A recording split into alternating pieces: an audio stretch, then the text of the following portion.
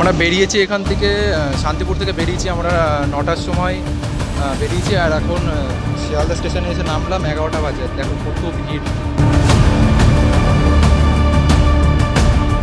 আমরা এখন বাসে উঠেছি, বাসে করে এখন ভিক্টোরিয়া থেকেই নামবো, মানে শিয়ালদা স্টেশন থেকে বাসে উঠেছি, বাসে করে এখন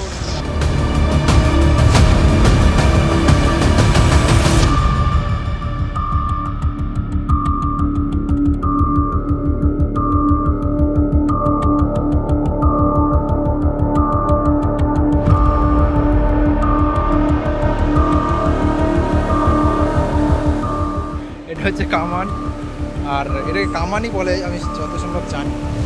আর ওদিকে আরও দুটো আছে, দেখো ওখানে একটা আছে আর এই সাইডে একটা আছে।